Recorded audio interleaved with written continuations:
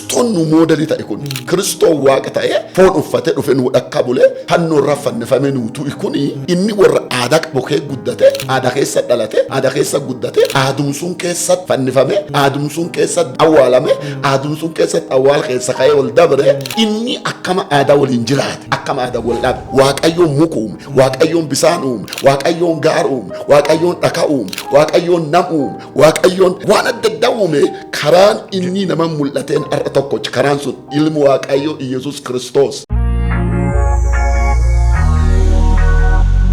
Woyyuu Holistic Media. Jalatamtoota daawwattoota Woyyuu Holistic Media sagantaan gaaffiif deebii hojjetaa Wongeelaa Tsagga-Aab Baqqalaa waliin taasisnu kutaan ittaanii jiru akkasitti isiniif dhiyaata waliin tura. Woyyuu Holistic Media. Gara kitaabotaatti haa dhufnu waaqni isin gargaare kitaabota ciccimoo kitaabota baay'ee historical ta'an kitaabota beekumsaan guutuu ta'an kitaabota dhaloota jijjiiruuf humna guddaa qaban waaqni karaa keessaniin dhaloota eebbiseera nu eebbiseera kana hundumaaf immoo waaqa abbaa keenya guddaa galateeffannaa isinillee baay'ee eebbisnaa waaqayyo baraaf jireenya keessan eebbisu kitaaba kana fakkaatu mata duree ciccimaa akkas irratti dhalootaaf waldaa kiristaanaatiif gumaachuu keessaniif baay'ee galatoomaa jechuun barbaannaa egaa abgammaatti kitaabota 8tu maxxanfamee amantoota bira ga'ee dubbistoota bira ga'ee egaa kitaabi inni jalqabaa fi inni lammaffaa waa'ee mul'ataati kitaaba abbaa mul'ataa kutaa tokkoffaa abbaa mul'ataa isa lammaffaa jedhu ergasii immoo itti aanee immoo kitaabni barreeffamee kitaaba waa'ee haaromsaati haaromsa waldaa kiristaanaa Itoophiyaatiif ka jedhu egaa kutaa tokkoffaa akkasumas immoo kutaa lammaffaa baay'ee peejii bal'aa kan of keessaa qabu seenaa guddaa sadaffaaf afraffaa ta'ee dhufe inni kuni itti fufee egaa kitaabni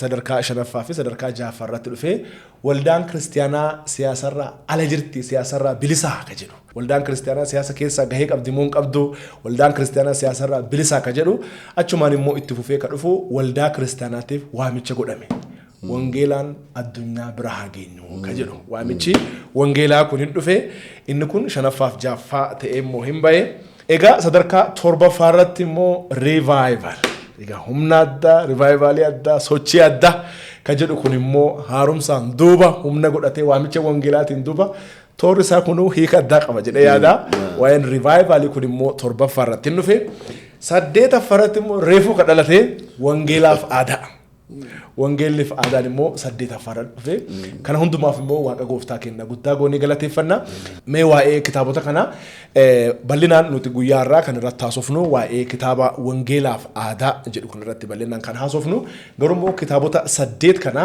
daqiiqaa tokko yookaan maksimum daqiiqaa 2 dhaggeeffattoonni keenya daawwattoonni keenya kitaaba kana argatanii akka dubbisanii fi tokkoffaan lammaffaan sadaffaan afuraffaan shanaffaan ja'affaan torbaffaan saddeetaffaan waa'ee maaliiti ka jedhu highlight isaa qofa jennee gara Wongeelaaf aadaatti immoo dhufna.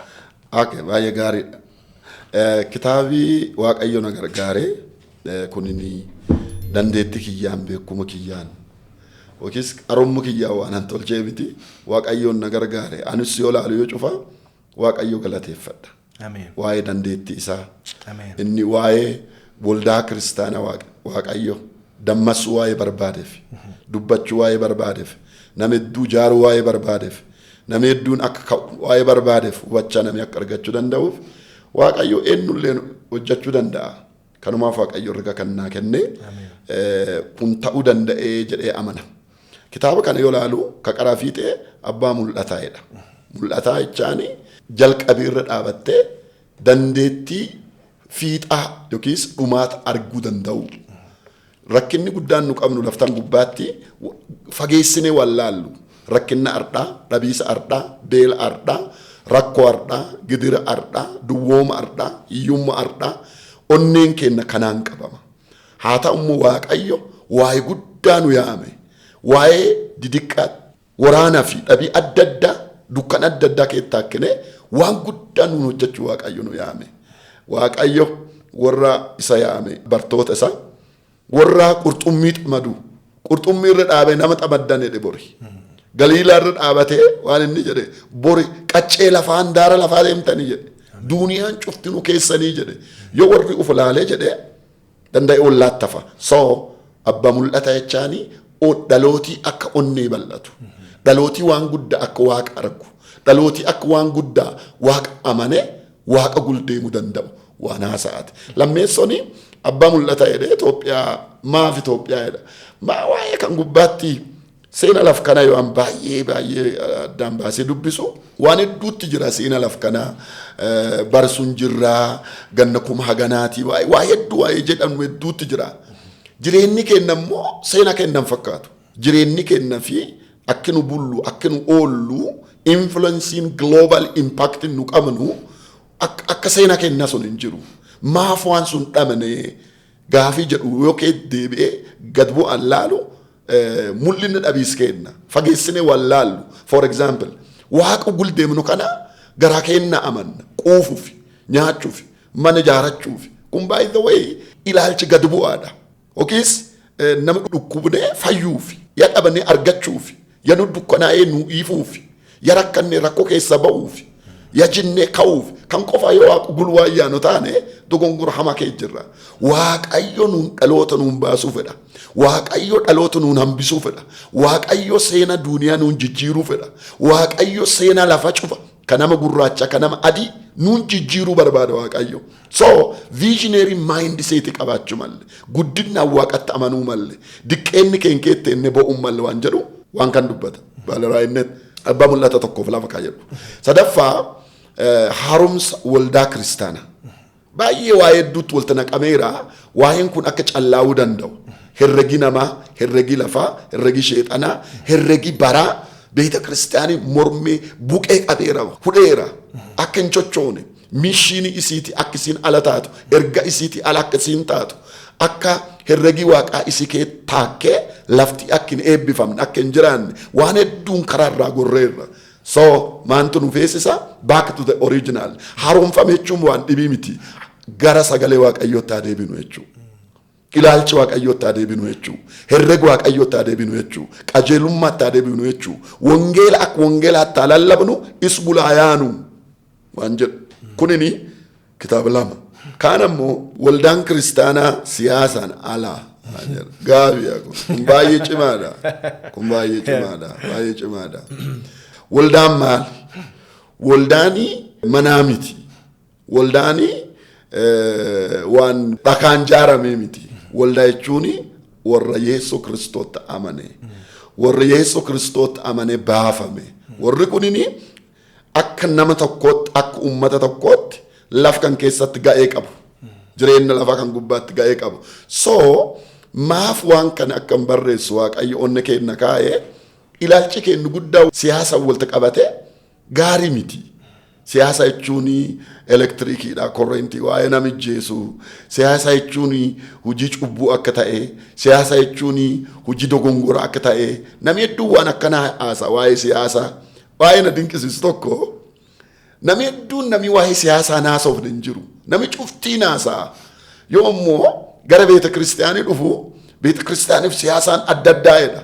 Inni beeta kiristaanii miti. Yoo taa'ee guyyaa guutuu waa'ee siyaasa dubbatu rakkoon qabu. Yoo immoo waa'ee jedhu kun gaarii miti. Baalaansi akkamiin tolchuu dandeenya? Maali achi gubbaatti wanni aan laale wanni aan jedhe siyaasa jechuun naati waa'ee cubbuuti miti. Siyaasa jechuun naati waa'ee nama ijjeechaa waa'ee nama karaa nam irraa gorsu. Yoo karaa gabaabaatiin dubbadhi siyaasa jechuun akka qaabbii fi qalbii already akka laaletti mala nam bulchanu.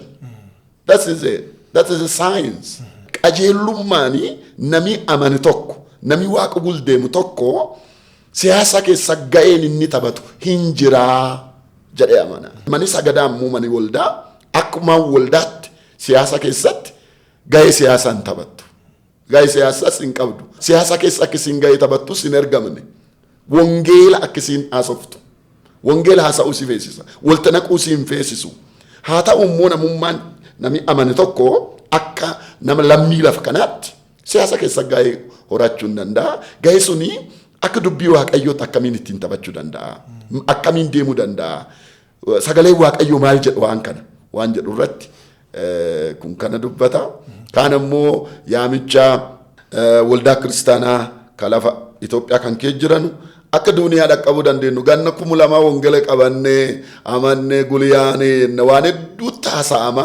Asuma gangalanna asuma teenna asuma walirra deebina garuuyyuu hin baane asii Somaaleen ba'uu hin dandeenye Jibuutiin ba'uu hin dandeenye Oromoo yoo deemne amma sablammoota 14 oli warri Wongeeleen dhaga'iin Itoophiyaa gareedduu jiru soo nama dhibiyaa dhaqqabnu duniyaan nu eegu jira Awurooppaan nu eegaa Ameerikaan nu eegaa Eeshiyaan nu eegaa lafi Arabaa nu eegaa yaamicha kaan immoo akkamiin dhaqqabuu dandeenya waan jedhu revival waa'ee dandeettii hafuura Waaqayyoo walitti qabneen maal ergaan kunini yoo mul'inna arganne mul'inni eegee arganneen duuba suniin duuba yoo haaromfamneen duuba gahee siyaasaa warri taphachuu danda'u warri onneen Waaqayyo yaamee jijjiire yoo sullee gahee taphate suniin duuba duniyaa dhaqqabuufi wayi nu feesisu ududu hafuura Waaqayyooti waan jedhu Wongeelaaf aadaa'edha 8ffaan suniin duuba itti haasofne.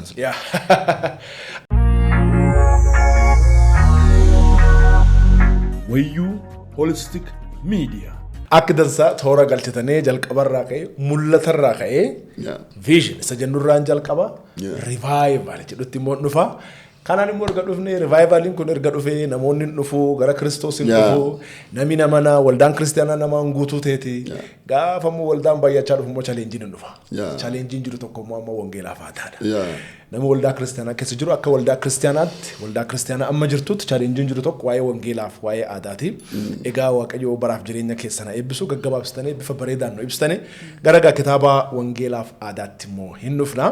Egaa mee achitti gara sitta toon deemin duratti waan gabaabaa kitaabolee amma kakkaan kana kitaabolee 8 kanaan wal qabate kitaaboleen kunniin amma afaan Amaariffaatiin maxxanfamanii haala gaariin uummata bira ga'aniirani ammas immoo karaa baay'eedhaanii fedhiin jiru sammallee guddaa namoota baay'ee bira ga'uu jiranii gaafiin kiyya immoo achirratti kitaabonni kunniin sababa bal'aa bira akka ga'aniif afaan Amaariffaatiin dabalataan afaan Oromootiin maxxanfamee afaan Ingiliziitiin maxxanfamee keessattuu warra biyya keessaa qofaa tonteen biyya alaa warra jiranis warra lammiilee Itoophiyaa qofaa tonteen Itoophiyaa alaallee warra jiraniif warra Afrikaatiif biyyoota addunyaa ardiilee garaagaraa jiraniif akka ta'uuf dabalataan warri Awurooppaa jiran Ameerikaa jiran Oceania akkasumas Eeshiyaa Afrikaa ardiilee garaagaraa jiran bifa salphaadhaan akka argatan online irra e-books karaa kanaan immoo maaltu hojjetamu jira ka jedhu isin kaasuu barbaade. Gaafiin kun gaafii garuu deemu cufatti gaafii hangafa gaafii cimaadha asirratti baay'ee akka hojjedhin herregu afaan kan cufan duratti already afaan hiikkadha afaan Oromooti so afaan kanaan oduu kitaabolee kan qaraa barreesse gammachuu guddaa qaba maal jennaan awudoonsi baay'ee nama hedduutu jira so kitaabii lama already afaan Oromootiin tokko hiikamee hobba'eera abbaa mul'ata lammaffaan abbaa mul'ata tokkoffaan already hiikamuu jira kaan immoo manii waldaan siyaasaan alaa ka jedhu namni tokko already hiikuu jira baay'ee ittiin tuqamee ani hiikuu malee jedhee waan kana hiikuu jira kaan immoo Aadaaf Wongeelaaf aadaa ka jedhu kana baay'ee kun ammoo already jalqabameera afaan Oromootiin baay'ee odoo yeroo dheeraan turin hin ba'a jedhee herrega. Hunda dursee kun hin ba'a kuni an baay'ee inni akka waliin silaa akka inni ba'u barbaade hiikamuutu jira ni baay'ee urrisee dhufaadha. Afaan dhibii immoo afaan Ingiliffaatiin afaan adda addaatiin akka hiikamu baay'ee barbaada. For example reformation haaromsa ka jedhu afaan Tigreetiin hiikameera. Excellent. Afaan Tigreetiin anaa miti waldaa Eertiraa keessa tajaajiltutti kitaaba argatanii Finfinnee dhufee namichi na argeera.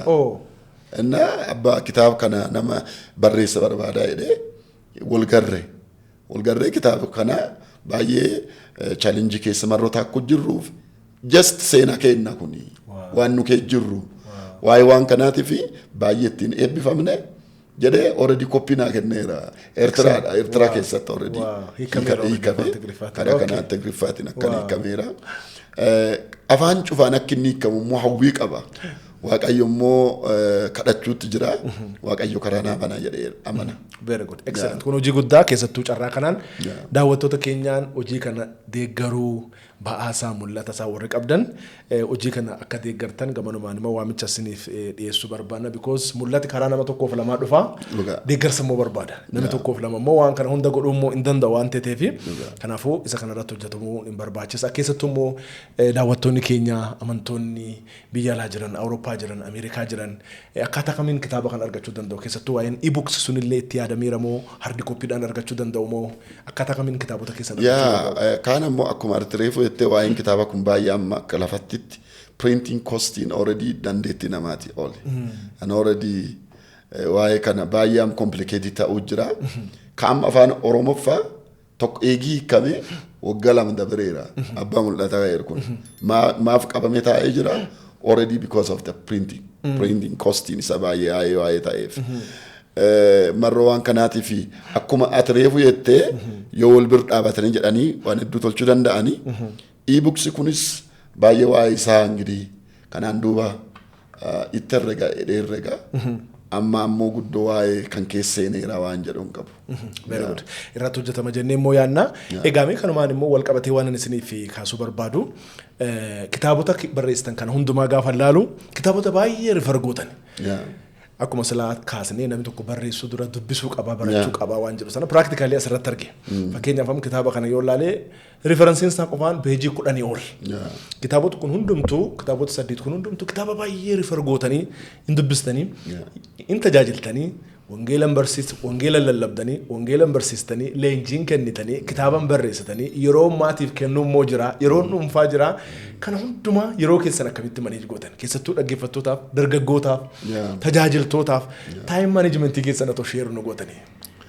Time management warri time fi baay'ee manage tolcha waa'ee hedduutti hin ba'e time warra kennaniif kanuu kennanileen tokkuma. Saatii mati damee tokkuma dhibin hin jiru time kanuma. Wanniin isa adda adda kan baasu yeroo itti sii kennan suni karaa ittiin hojjechuu dandeettu. So anin yeroo qabu cufa ittiin haga danda'u akka yeroo for example iltii yoo dubbisuu dandeettaate yeroo diqqa tokkoon dubbadha amma even amma dadhabuu jira. So yeroon amma jiru kuni bor hin jiru. So ani yeroo arda qabu kana haga danda'u cufa ittiin fayyada. Yeroo dubbisu qaba. Anam yoo for example yoo finfinnee deemu karaa fiixee guyyaa tajaajilutti jira. Eegi tajaajiluun duuba guyyaa bookshoppiis adda adda deemu jira. Bookshoppii cufa keessa deemu malee hin galu. Guyyaan tokko bookshoppiiti. Even arroma ganamayyuu daawwattoota keenya sagantaa silaa ganama ture waraabbiin keenya saatii dubatti ka darbe ganama bookshoppiin seenaa kitaabota garaagaraa rifar godhaa jennaa. Akkaataa kanaan saatiin duuba kunoo interview gochuu jira jechuudha. Bookshopii tokko seenu callisee keessaan bahu. Kitaaba sun naa kenna maali irra deemee kitaaba kan laala. Laalee kana waliin deemu. Ka waa'ee ergana kee jiru kan moor na gargaaruu danda'u sallaalaa ka beekuma naa kennuu kamuuta. Waa'ee adda addaa kan agarsiisu. Kan already an barreessu irraa beekuma duraansa. Dubbisuu isaa. Waa'ee dubbisu kana odoo karaa fiixee waa'ee waan suniin dubbisin waan sun odoo barreessin waa'ee waan sun dubbisu karaa adda addaatiin kitaaba garii already ijoollee adda addaa ka guddisa qaba spiritually warra al jiru Ameerikaa Awurooppaa seenee laala kitaaba sarji tolchi yoo kitaaba argadhe warratti hima kitaaba kan naa ergaa kitaaba kan naa bita naa ergaa kitaaba kan barbaada naa ergu Waaqayyo irraa eebbisu. Ameen. Woyyuu holistic media. Achuma wal qabsiisee gara Aadaaf amantiitti yookaan immoo Wongeelaaf aadaatti kallattiidhaan atoo seeniin dura dargaggoota baay'ee nu ilaaluu jira. Dhaloonni amma jiru kun digital generation. Digital meediyaan kun immoo yeroo keenya baay'ee fudhata. Facebookiin kun, TikTokiin kun, Telegiraamiin kun, YouTube'iin kun waa'een digital meediyaa kun influensii guddaa qaba time management irratti. Bara digital era kana keessatti dhaloonni kitaabota akka dubbisaniif maal gorsitan? Dargaggoota warra dhaggeeffatan kana gaafii readers are leaders jetti faranjiin warri dubbisu warra gaggeessu waan ta'eef dhaloonni kun gaggeessummaatti akka guddatuuf miidiyaa hawaasaa qofarran turina kitaaba dubbisaa beekumsa saammadhaa jettanii ofirraa kaatanii akka gorsitan fedhame. Baay'ee galatoom. Miidiyaan jiru kun baay'ee gaariidha. Carraadha. Waan hedduutti hin barannaa. Karaa dhibiin yoo ilaalle immoo waa'ee kitaaba dubbisuunsaa fedhiiwwan akkanaa manam keessa badeera. Kaballeessa tokko social media kunini waa'ee tokko badhichi akka talaaltu sin tolchu. Just kulleen irra gufi qaba. Waan kan barreessuuf qaba namni kun cufti. Namni kun cufti waan didi qaba barreessa dubbisa qaba. For example, yoo social media irra barreessanu waan qabatamu qabu, waan nam barsiisu, waan akeeka namaa kennu, waan beekum guddaa qabu. Yoo xiqqum tokko inni dheerate namni dubbisu. Namni baqata. Namni baqata maaya guddichee. Odoon dubbisini already onneen isa batti. Odoon dubbisini sodaa seena.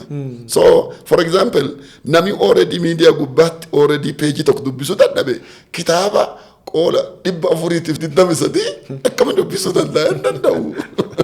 So amma baay'ee waa'ee gaaris qaba. The same time already barnoota fi kitaaba adda addaa dubbisuu irratti already dadhabbii guddaatti seeneera. Baayibilii namni dubbisuun barbaadu erga barbaada namni. Boota dubbii sagalee waaqayyoo dubbisee waan sun irratti herregee waan waaqi isaan jedhu fi beekuu danda'u ergaa wayii barbaada waaqayyoon akkan siin jedha. So annama erga kan dhaga'u jiru waa'ee ani san kadhadhu. Yoo nama waa hojjetu ta'uu feetan, yoo nama dhiibba laftan gubbaatti uumuu danda'u feetan akka taatan feetan, yoo tajaajila bal'aa hin horannaa jettanii herreddan keessumattuu wa barreessinaa eegi jettan taa'a wa dubbisa. Yoo teettee wa dubbisuu hin danda'in dhaabattee wa barsiisuu hin dandeettu. Yoo teettee wa dubbisuu hin danda'in dhaabattee wa barsiisuu hin dandeettu. Excellent. Dhaabatanii wa barsiisuun dura taa'anii wa dubbisuutu duraanu malee. Eegi waan dubbisin ati dandeette waa arguu hin dandeettu.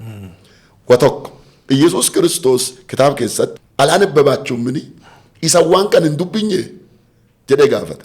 So Phaawulos yoo laallu erga keessa Ximootiyoos ka'ime yoo ergu inni lamaan babi dubbisuuti of eegi. Dubbisuu maltee waan dubbisuu kan gubbaatti baay'ee gorsaa ture.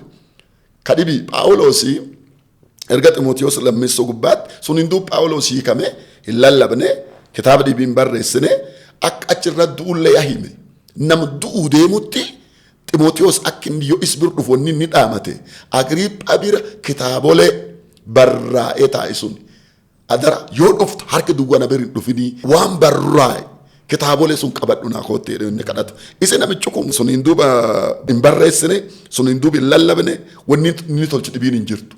But hagin akkam akka inni dubbisu onne wa dubbisu akka inni hagama qabu. Barkeen wanni hedduuni nu hafuuraa nu waan kanaan deemnaa dasi dubbisuun no option. Marroo waan kanaatiif waan kana akka san herreddanu odoo social mediaatti hin dabarin dubbii waaqaa dubbinyu. Dubbii waaqaa sagalee waaqaa nyaannu.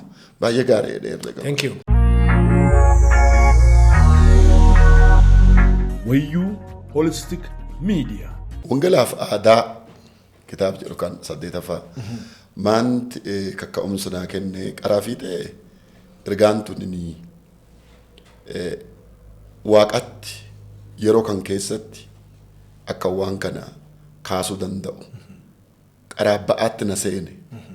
Ba'aan kun eessannaa dhufee Wongeela lafkan keessa lallabuu fi magaalaa fi baadiyyaa laftan kee mara. Yoo maruu akkuma beekamu barkee jiru kana there is cultural renaissance. Waa'een aadaa kuni baay'ee OA geggeeffamuu jira. Waa'een geggeeffamuu jiru kunini amantiini rakkoo waltiin qaba jedhee hin amanu. Waa'een aadaa kun kakka'isiisaa gaarii. Waa'een kun chocho'iin kun uumamuun isaa. Haa ta'u immoo manii waldaa kiristaanaa chocho'ii kan keessatti ga'een isiin taphachuu malte maali? Hawaasa keessatti maal tolchuus feesisa? Waa'ee jedhu kan keessatti akkam jiraachuu malee? Aadaa akkam qabachuu malee? Aadaa akkamitti ilaaluu malee? Aadaa akkamitti hiikuu malee?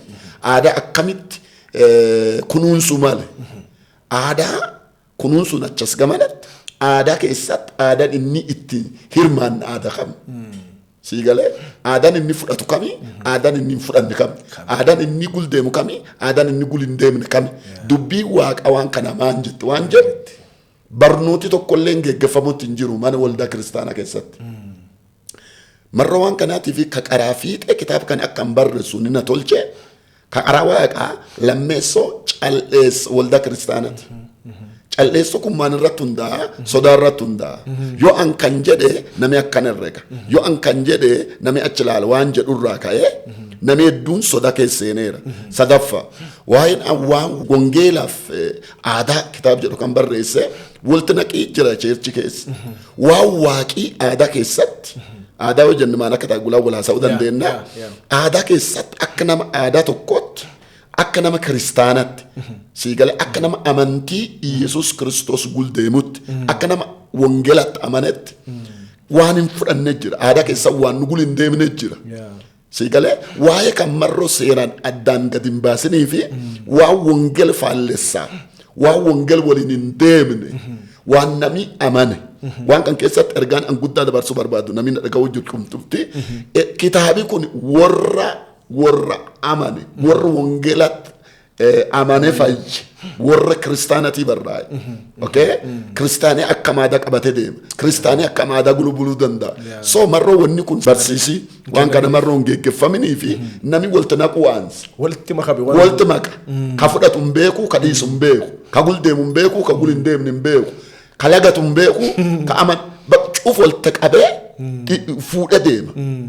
Warra lama jira. Kaan maqaa ilma waaqa maqaa Yesuusiiti hafuura aadaa jedha. Tokkommoo gama sun dhaabate aadaan tuqinaan aadaa waaqirraa fudhanne akkuma jirtu fudhadhee kun immoo aadayyuu waltum qabee haadha.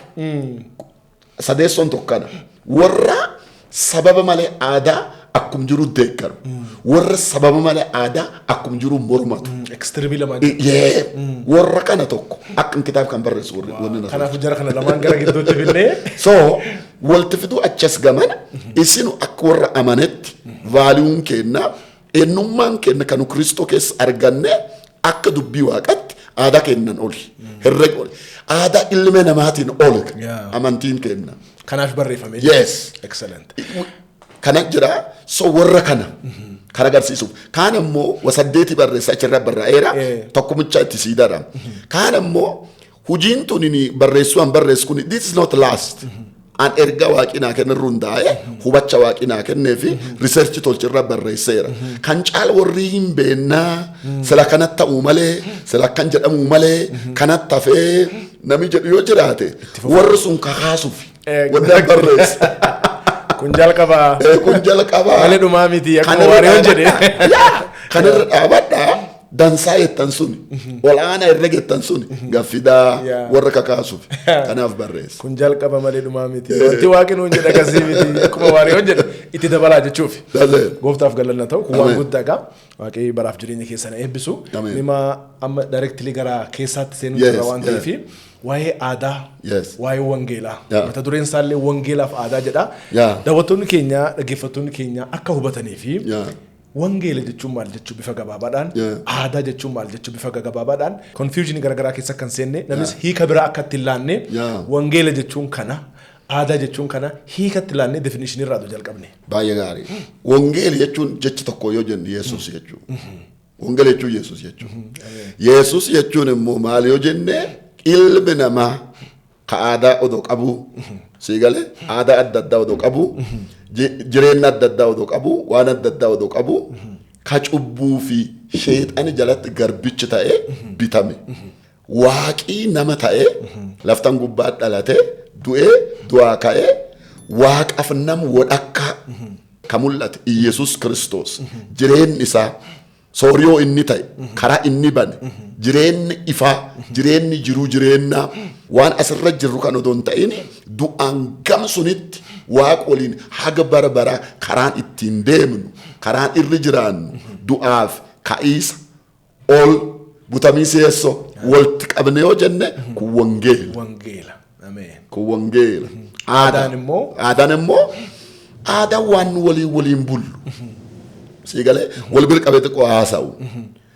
Wongeelii ergaa olii namaa dhufe. Olii gadi dhufe. Aadaan immoo dhaloota dabrirraa dhaloota kanatti wanta akka dhufe. Wongeelii baraan ergaa dhaloota cufatti haasa'amu. Aadaan immoo ummata tokko aaduma isaatti haasa'an malee aadaan kaanii kanatti haasa'amu.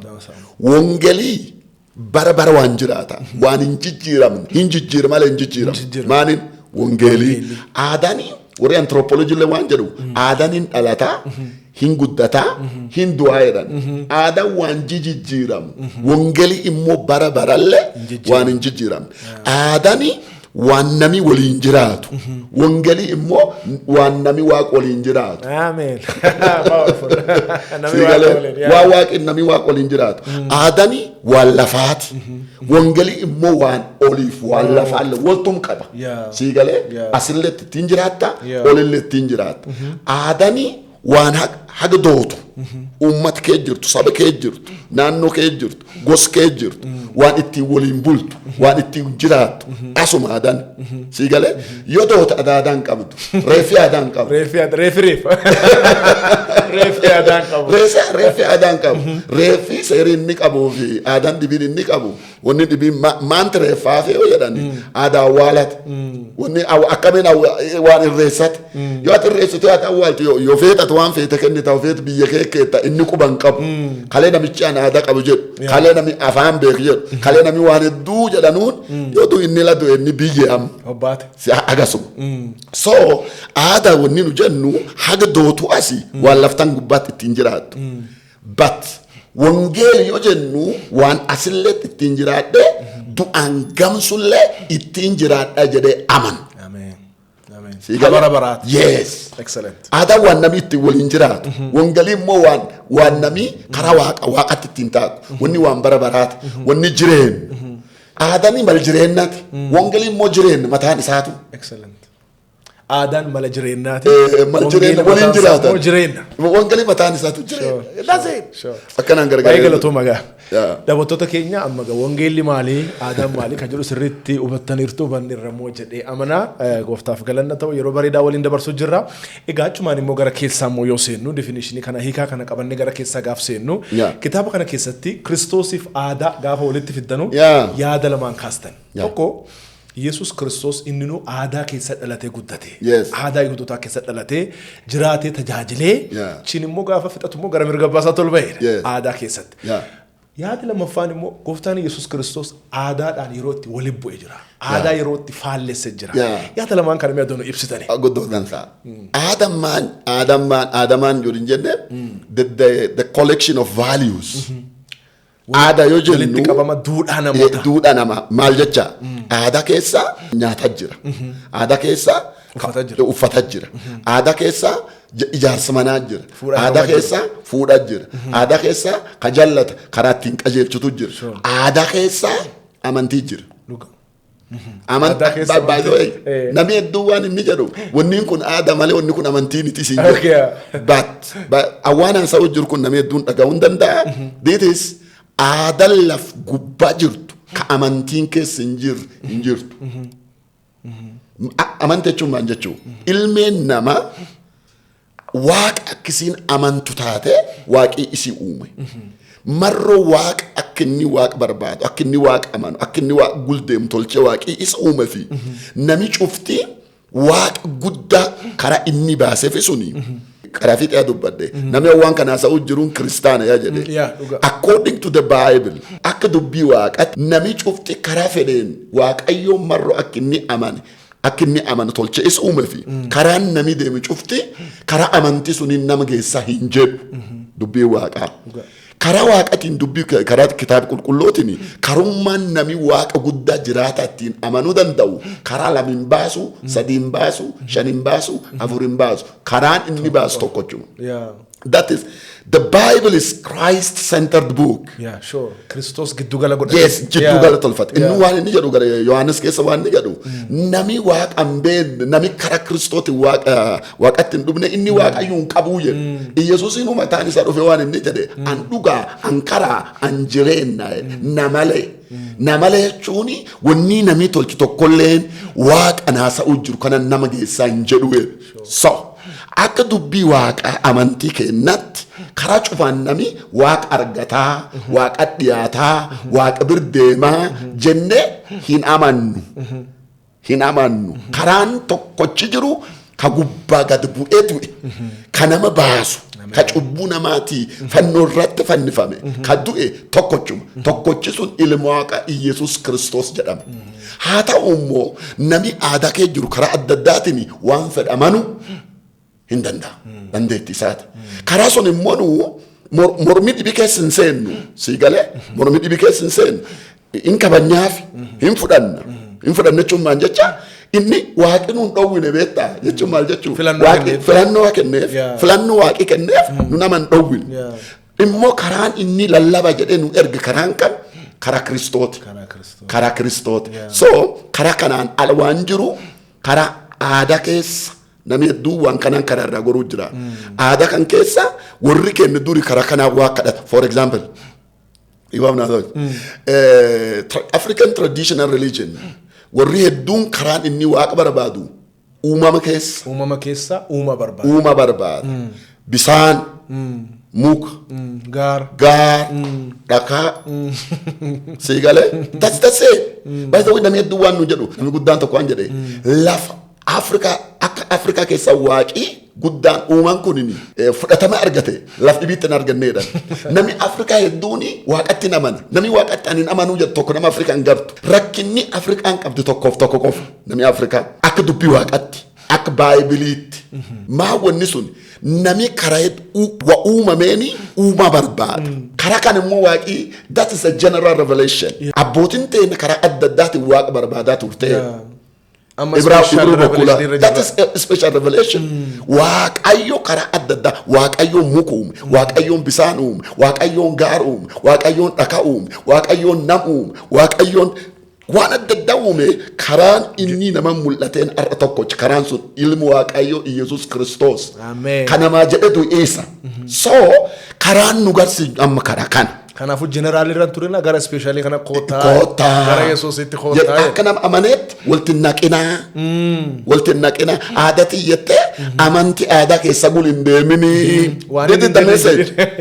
dubatti hin deeminu amma siigalee odoo karaan aadaa amantii sun nama waan baasu taate Kiristooma fudhanniree Kiristoo fudhachuun nu hin feesisu aadaa teenna jaalachuu nu barbaachisa aadaa ta'e ta dubbii waaqaatiin waliin dhoomne so ka Kiristoo deemam gaafi dante ta Kiristoo dhufu kunoo kana Kiristoo ilaallu amma Kiristoon akka inni bule that is our first and the last model jechaan nu Kiristoo okay Kiristoon nu modelii ta'e kun Kiristoo waaqa ta'e foon uffatee dhufe nu dhakka bule fannoo irraa fannifame nu tu'i kuni inni warra aadaa bokee guddate aadaa keessa dhalate aadaa keessa guddate aadumsuun keessatti fannifame aadumsuun keessatti du'aa awwaalame aadumsuun keessatti awwaal keessa ka'ee wal dabre inni akkama aadaa waliin jiraate akkama aadaa wal dhabe by the way jireenyi nu isirraa garuu gaafii guddoo nu deebisa qaraafii ta'e watokko garsiisam Yesu Kristo aadaa kee jiru san garsiisa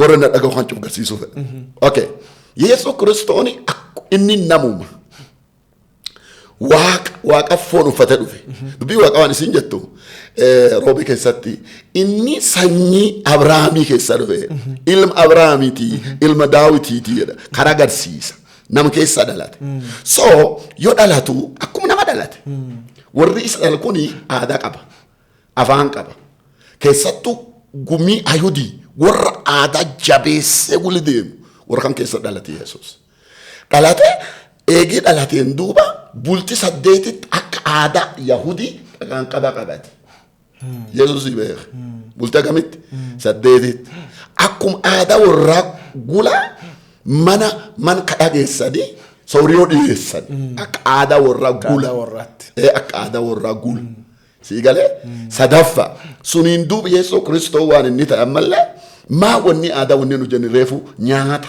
dhugaatii wayaa so an olii dhufee awwaaqaa waaqnan baasu dhufee waya namaan naqadhu hin jennu wayaallee kamurraa naqate siigalee nyaatallee kamurraa nyaate an nyaati dhibii nyaadhaa waan isa nyaatan kana hin jennu waan isa bisaan isa dhugdan kan hin dhugu hin jennu kanuma nyaata kanuma dhuge siigalee so it's a part of the culture keessum jira jecha waya uffata kamurri uffate kan qofaaniti Yesu Kiristooni kun cufti maan akka inni aadaa kee deemu garra kaan immoo afaan inni dubbate afaan inni dubbate kan ati garte Yesu Kristo according to my research bara laf gubbaa jiru afaan inni dubbate sadiidhaan afaan Greek dubbate afaan Ibraayistii dubbate afaan Aramaayik dubbate afaan Ibraayistii afaan isaati afaan lammii isaati afaan sanyii isaati afaan warra isaati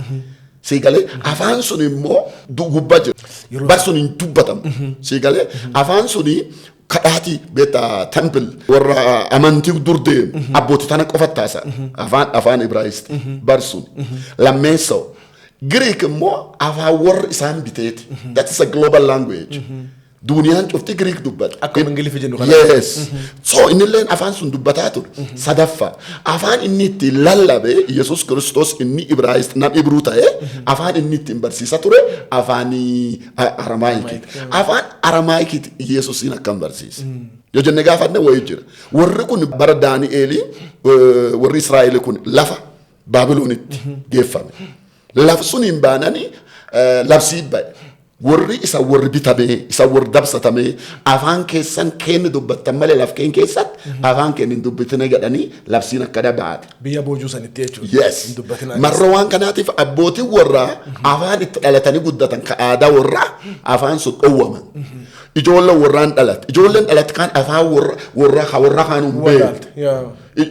Generation in lameesson sadeesson afure oom tokko afaan Ibruu nami dubbatu lafsun hin jiru. Ganni dhibbe hedduu achi ta'anii lafuufii deebi'an. Yoo deebi'an warri kunini yoo lammii Ibruuti yoo ati gartu gosi Ibruuti afaan Ibruu immoo warri hin beeku. Afaan warri qabate dhufu kam afaan lafsuniiti. Afaan sun kam Aramaayik. Yeessoo yoo dhufu nami Ayudii afaan inni dubbatu Aramaayik. So Yesus afaan keessan jeesu malee idduu malee afaan kana amma dubbatanii afaan warri san bite afaan warri sana cuucee afaan hin jenne. So inni ergaa dhufe inni bilisa nan baasu dhufe. Siigalee inni ergaa afaan Aramaayik illee afaan Hibruullee afaan Giriikillee ergaan isa warri sun cufirra jira. Inni ilmi nama bilisa baasu dhufe. Hunduma addunyaa cufa. So marra waan kanaatiif erga qabate dhufu kana afaan warri beeku warratti muu male. Marra waan kanaatiif lammii ofii gummii ofii tanatti afaan inni dubbatu kam Aramaayik. Kaan baay'ee waan dinqisiisu tokko jira. Yoo tajaajila jalqabu akka aadaa Ayuudiitti. Aadaa Ayuudiitti namni waa barsiisu namni templii keessa waa barsiisu namni waa haasa'u umriin isaa yoo ganni 30 hin ta'in danda'e hin barsiisu. Ganni 30 eeggatee barnoota jalqabe. Kulleen aadaa warra guldeenu. Awwaan na dinqisiisu waan aadaa Yesuus Kiristoon keeddeebe yoo dubbadhu kaan waan du'u isaati. Yohaana waan inni jedhu Yesuus Kiristoon eegi du'een duuba akkuma aadaa Yahudii jedha. Akkuma aadaa Yahudiitti nama du'imaan tolchanii dhaniini. Sigale inde Ayud baay'ilin nawwooke ganna zuut waan urgaaleen dibaneen akka aadaa warraatti Yeesoo du'eeyyuu akkuma aadaa warraatti akka aadaa warraatti dhalachuurraa kaasee akka du'a haga du'a kan maa wanni nu garru Yeesoo aadaa kee jiru garra Yeesoo aadaa kee bule ool garra Yeesoo sagalee aadaa nyaatu garra Yeesoo wayaa aadaa uffatu garra Yeesoo aadaa nama mormate aadaa nama balaaleffate illee garra kun am Yeesoo aadaa kee jiru si garsiisa Yeesoo aadaa wal si garsiisa Yeesoo aadaadha wal faallessugaa Yeesoo aadaadha yoo Yeesoo Kiristoon ganni 30 ta'e ganni 30 ta'e naani mootummaan waaqa dhiyaateera araara galaa jedhe. This is a kingdom declaration. Siigalee kun amma labsi Wongeelaati. Yoo inni labsi kan labsu wanni cufti chochoota. Isin namni kun akka aadaa warraatti sanyiin isaa waan kana haasa'uu hin dandeessu. Aada-malee wanni kun. By the way lallabiin inni lallabu kunu aada-malee. Warra waan kan lallabu keessa warra barsiisu keessa akka aadaa Yahudiitti inni he is not qualified. Isi gurbaan kun maan haasa'aa jedhan namni kun cufti wal gaafate maanguddoo wal gaafate jaarrotii wal gaafate warri amantii dur deemu wal gaafate maa wanni inni haasa'u nam ilijaama ilibana nam miil hin qabne miil ittolche warra beelaa i nyaachisa warra namni hin dubbi hin dubbisa warra namni waliin ool dubbi waaqa haasa'a waan mootummaa waaqa haasa'a lafti chochoote isi namni kun maan haasa'aa abbootii warri amantiitu warri amantiitu warri aadaatu cufu wal qabatee dhufe. For example Maatiyoo boqot 15 ila laf Yerusaalemiiti warri wabarreessuuf warri farasoon warri hedduun maanguddoon hedduun wal qabattee dhuftee wasi gaafannaa warri dallansuufuu hin jiru wanni warri dallaneef maal jedhu dubbiin achi dubbii waaqa waan isin jettu atini warris waliin jiru maaf aadaa ta'e tradition jedha by the way warris waliin jiru maaf aadaa kennu faallessaa jedhanii gaafatan aadaa kana maanii jedhee gaafate yeessoo innaa waa warri jedhee odoo harki hin dhiqate waa nyaatanii sila akka heddatanii dhufan gaafii guddoo sila akka sila heddatanii dhufanitti akka sila maanguddoo nama gurguddaatti sila yoo warqa laalan sila maanguddoo dubbatanii warri waaqa sila isi abboo kiyya waaqa harka kan kee uuma akkam harki dhiqadhettaan inni bitta harka ka uum bitta isa bisaan ka uum bitta isa waaqa bisaan uum waaqa harka uum ka qulqulleessus ka ennaani enna waan inni jedhe isanii warri waan aadaa ofiitii waan kan jechuu jiraanii gargalche gaafatannillee aadaa teessanii jettanii akka isan dubbii waaqa faallessitan isanii mirgeenta kennee jedhe. Woyyuu Holistic Media. Yesu Kristoon aadaa dubbii waaqatii waliin faallessine aadaa dubbii waaqatii waliin dhoomne aadaa jecha waaqatiin aadaa sunii waliin dinne inni waan cuf already hagganni isa soddomu ga'u aadatan keessa oole aadatan kee bule aadatan uffate aadatan jiraate man cidhaallee cufa deemanii man fuudha yaa mana gaddaallee cuf walumaan jedhu daatee but inni ganni soddomu geennaan inni mootummaa waaqa labsuu aansa mootummaa waaqa kan inni labsuu aansa kana ratti rakkatte. By the way, challenging Yesu Kristo isa jalqabe man isaati jalqabe. Inni wa barsiisu jalqabnaan haati isaa ta akkam akka garaachofti beektu. By the way, dhiiri malee isiin waaqatti saab isii keessa iskaa'e. Waan hedduullee la dhageette. Akka inni ilmu waaqa ta'e. Akka inni baasa lafa ta'e. Akka inni fayyisa ta'e. Akka inni nama foon nama uffatee haa dhufu malee akka inni addi ta'e erga guddaa laftan gubbaan namni dhaga isi. Isiinuu inni waan kana dubbachuu dubbii waan dhufeef fiixan baasu inni jalqabnaan isiinuu amanne. Lafinni barsiisu kan kaatee itti deemte namitti argite. Waan isin jette obboleeyyan dandeetii fi haate alas eegu jirra gabba'i jedhi deebi nama sunitti himee. Wanni isin si'amte fi nami cufa haasa'uu jira. Nami kun aadaa malee deemaa. Nami kun seera malee deemaa. Nami kun waan nami takkin argita'uu jira. Nami waan akkana dubbate hin jiru. Nami waan akkana barsiisee hin jiru. Yookaan inni wanni inni barsiise dubbate dhibiillee bee wanni addaan ba'e. Wanni namaa ol inaan. Matiyoo boqota 15 gubbaatti aduurraa ala fakkaachuu dandeetti. Haa taatu immoo warra fudhachuu hin dandeenyu waan kana. Warri hin dide. Isiillee yennaa waan inni jedhe deebisa dhagaye. Haadhaan si yaaman jenne. Dhiiroo baay'ee. Yesuun akka haadhuufi jaalatu namni beekama. Akka inni kabajullee beekama. Yennaa asirratti isiitti amma waaqa fi herrega waaqa ka inni dhufeetii fi waaqoodha akka isiitti seenuu barbaade isii iyyuutti dallan. Yennaa waan inni jedhe gaafii kana isii haatitii tun tamee. Jecha maal jecha seetu isii haatitiyyaa ta fedhii waaqatii fi ta naaf fedhii waaqaadha akka taseentu. Naaf herrega waaqaadha akka kaseentu. Waan an ergameef akka hin tolchine haatitii tana dhowwittuuni isii haatitii tun tamee. Eenyu kana isii haatitii beekisi isii taatallee nun beeka. Jedhe waan inni jedhe haatitiyyaaf obboleeyyan tiyyaa warra fedhii waaqa tolchu warqanaa. So wanni an dhufee fedhii waaqa laftan irra guutu dhufee yennaa warri ammallee bariyyaa oolti abbootiin warri gugurdaa warri aadaa warri amantii jaarrota guguddaan dhufti itti dhufti ijjeessu iyyuu dhufu hin fedhan jedhanii waan jedhanii nu abbaa qabnaa jedhan nu aadaa qabnaa nu abbaa qabnaa warra herrega waaqatii wal dhabeeni Yesu Kristoo warra harkise erga guddoo.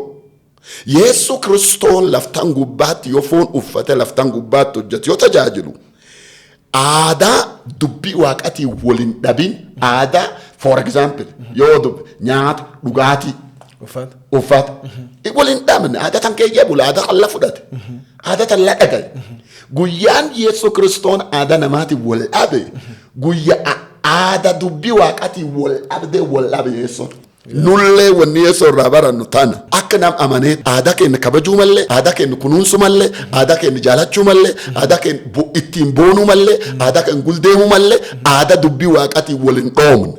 Aadaan achi kee waan hedduu jira. Aadaa herrega waaqatii wal dhaba. Aadaa wal nu dhabsiisa. Aadaa sun immoo akka yeessoon dhaabatu nulleen dhaabanne.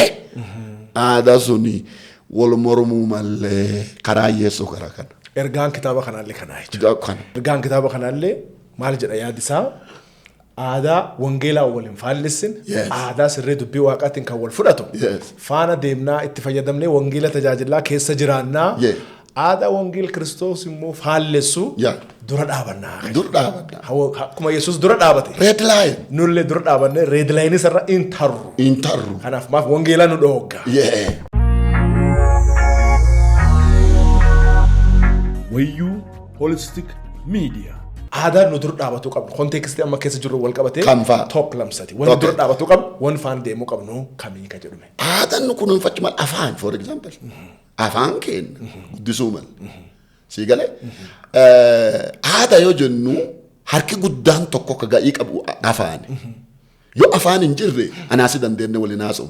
Yoo afaan kun hin jiraatini dandeenne namaa wal dhaga'uu hin dandeenyu. Uummati wal dhaga'uu hin danda'u. So aadaan afaan qaba. Afaanti jira.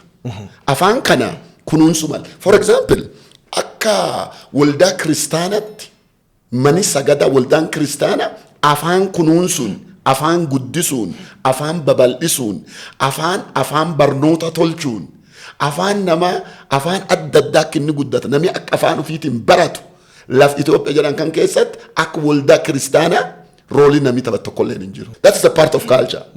Warri Wongeela qaraa fiixee dhufe nutti hime. Qaraa fiixee Yesuun goofta jedhee nuun lallaban. Yesuus Kiristoos fudhadhaa nuun hin jenne. Hin dhufe. Aadateen keettaa aadaa barate. Afaan keen barate. Nyaata keen waliin nyaate. Nu waliin oole. That is culture. Wannaa warraan jedhu uffadhaallee hin jedhu. Hin uffatinaallee hin jedhu. Warra kana waya kan madiddisiati. Hiika isi wayaan kun waan jedhu am adii gurraacha. Waan dhibiin qabdu beektaa. Wanni waan hiika atitti kennitu malee wayaa. Kanaaf akkuma gooftaan aadaa Yihuudiitiin jiraatee tajaajilee nullee uffata aadaa kennaa uffannee tajaajilee rakkoon qabu. So waan kana yoo laallee jennu wayaa taatu, nyaataa taatu, afaanaa taatu tun aadaa already Wongeela ammaan tochi redeem tolchina. Wongeeliin redeem tolchine jaarrannee, midhaaffannee, kunuunsifannee, bal'ifannee, ittiin Wongeela lallabna, ittiin faarsina, ittiin waan galateeffannaa tun aadaa kanaati. Aadaan immoo Wongeelii tagariitam. Aadaa cuuf keessa sirna amantii jira. Sirni amantii suni sirni Kiristoon agarsiisuniti. Sooriyoo adda addaa, uusfa laalu, aadateenna, loon garaa qallee suniin duuba laalla nami laal jiraachuu danda'a. Warri suniin kabajna, warri suniin jaalanna. Akka nama amaneetti immoo aadateenni jennee uusin laalu. Karaa adda addaatiin uuma keessa waaqa barbaadu. Abbootiin ta'in karaa nu kan nu garsiicha warri jedhe karaa kanaan itti deemu. Nu karaa sun keessa hin jiru. Warri dhibii immoo hin kabajna. Hin jaalan. Warri kun jaalala kenna. Warri kun hujiteen. Jaalalaan dhugaatti. Jaalalaan dhugaatti mina. Onna cabteen. Malee amma qarqar dhaabanne maqaa Yesuusiitiin. Cabaa maantaa hin jennu sun dogongora. Yesuun jaalalaan dhufe. Wadaa kan keenya jiraate karaa kan nu garsiise. Karaa kanaa Wongeelii mina karaa nu gargar baafannu ta'a. Nami an dubbachuu jiruuf nama amane. Kitaabi kun wanni inni barraa'eef warra amane warri Yesuus Kiristoos amane dubbii waaqaa dubbitiyya jireenyi kiyya mankiyya warra jedhu. Soch dubatti hin deebin. Woyyuu Holistic Media. Jaalatamtoota daawwattoota Woyyuu Holistic Media sagantaan gaafiif deebii hojjetaa Wongeelaa Tsagga-Aab Baqqalaa waliin taasisnu kutaan itti aanee jiru sagantaa keenya dhufurratti isiniif dhiyaata. Agadhumaatti nu waliin turaan affeerra keenya jaalalaati. Ammasitti miidiyaa keenya kana dhalootaaf hiriyoota keessaniif sheer godhaa isiniin jenna. Horaa bulaa. Woyyuu Holistic Media.